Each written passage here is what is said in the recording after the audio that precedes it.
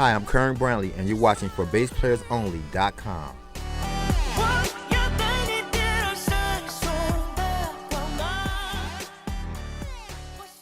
Hi everyone, John Liebman here. You're watching for BassPlayersOnly.com. Coming to you today from Mix Factory 1 recording studio in Southfield, Michigan with our old friend Kern Brantley. What's up, Kern? Hey, John, how are you today, man? I'm doing great. It's good to see you. We've done a couple interviews. I was just looking at them this morning. We did an online interview a few years, actually more than just a few, it was like 2012. Wow. And we did a video interview at the Warwick headquarters in Germany.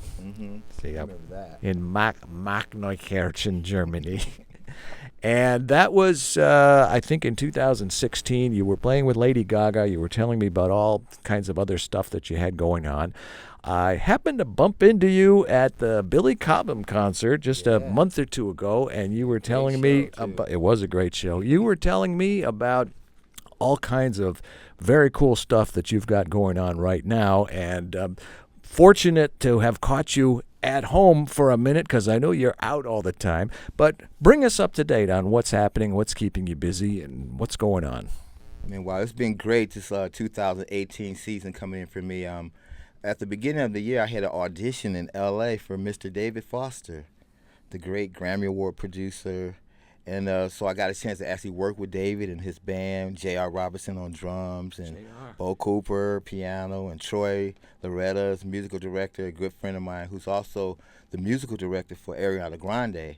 But David and Troy were putting together a band for an Asian artist named J.J. Lin. So I went to L.A. They invited me to L.A. to audition, and J.J. and his manager came out, and I passed the audition. And it's been a whirlwind ever since. I think we started in January, February, like March, early March. The tour started, Sanctuary World Tour, and it's a 2-year tour that's booked internationally around the world. So right now we're in China. We have shows coming up in Beijing, and shows coming up in Malaysia and in Singapore coming up all within the next couple months. Wow, good for you.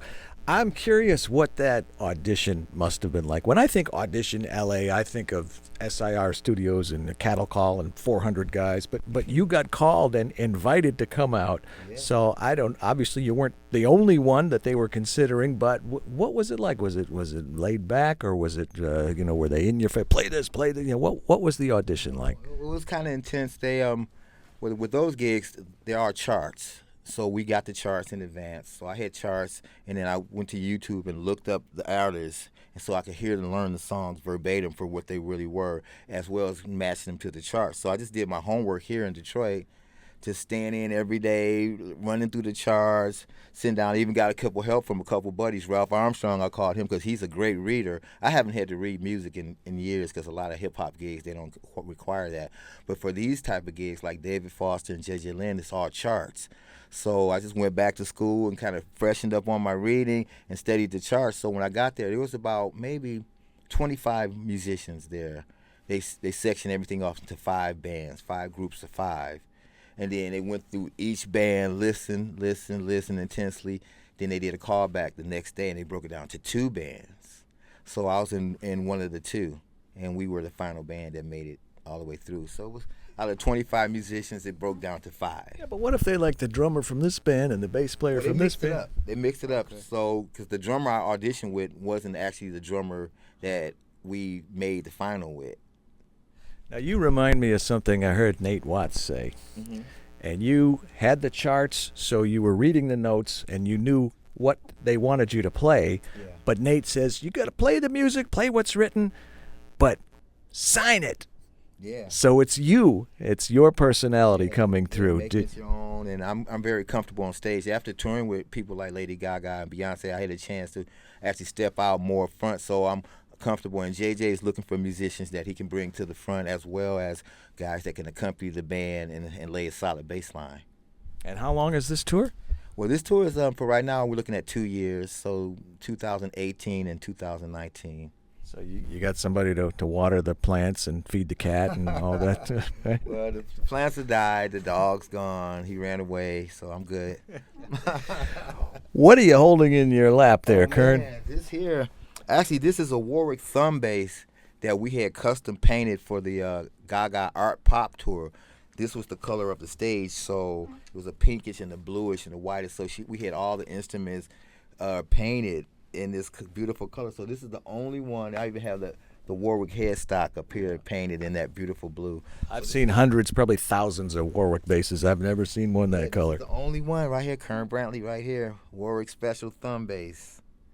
And you've been with Warwick, I know, for quite a while. Like I mentioned before, the last interview was at Warwick. Mm-hmm. So talk a little bit about why you, once you discovered Warwick, why you liked it so much and why you play it and why you have a pretty good handful of Warwick basses. Oh, yeah. Well, definitely Warwick was funny. When I met Hans Peter, I told him I was shopping for guitars in Detroit for a 5-string because I was doing a lot of gospel recording and it was requiring a low B.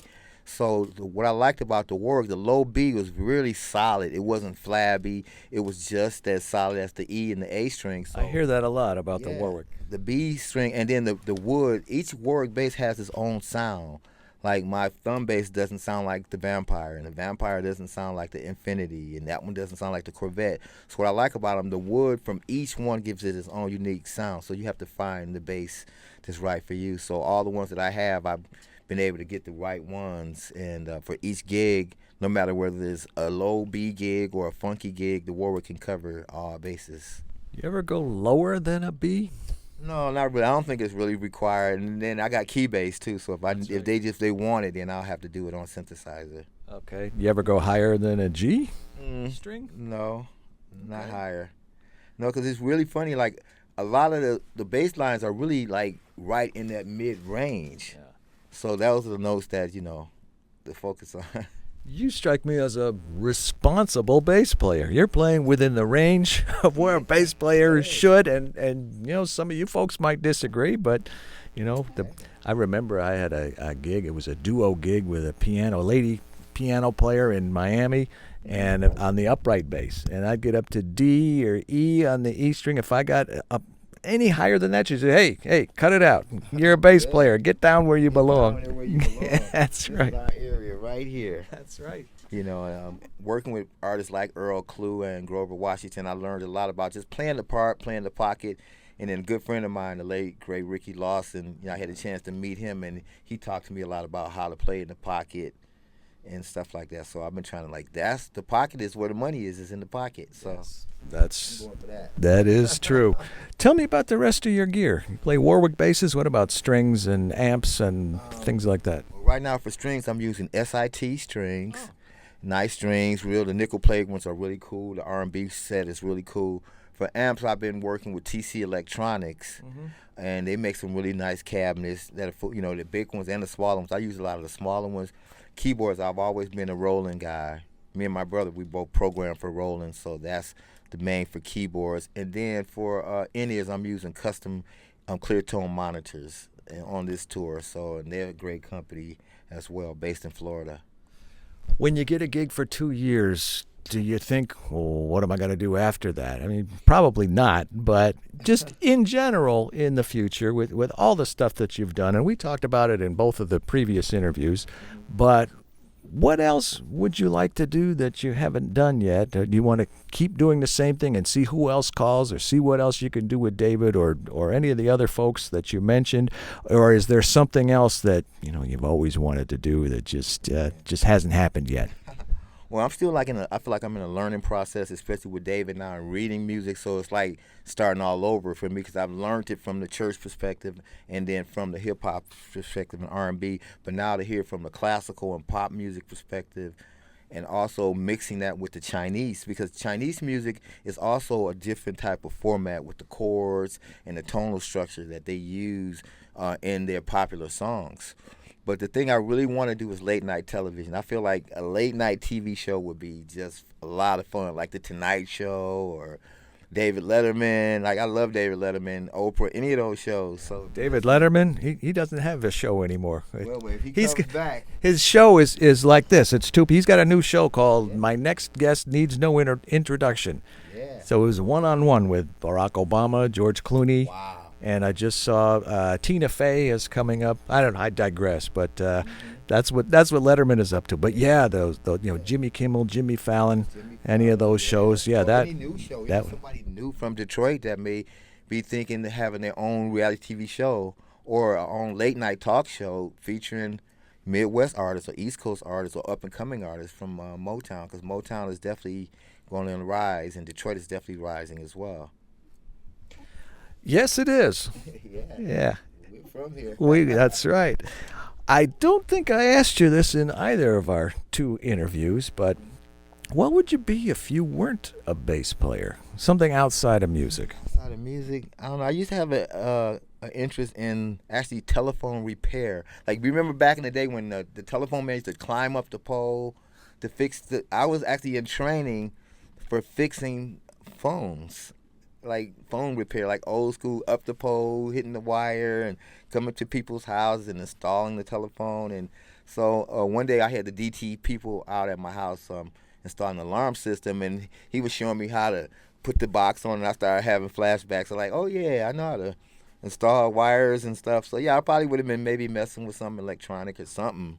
If it wasn't music, it would have probably been something to do with electronics. Just wonder what that type of job would have morphed into if it was today and not back in the day when they had those kind of, Phones, yeah. Wow, hey, maybe it could have been high-tech cell phones. There you go. Apps. Yeah. Well, you know what? I think I speak for all of us. We're glad that you took up the bass and things worked out for you. And congratulations on all your success. Well deserved. Keep doing what you're doing, and send me. I was going to say send me a postcard from China, but people don't even do that anymore. Send me an email or ping me or text me or whatever the kids do these days. I'll send you a WhatsApp. There you go. All right. On location from the Mix Factory One fabulous recording studio, Southfield, Michigan, with our friend Kern Brantley. I'm John Liebman. You're watching for BassPlayersOnly.com.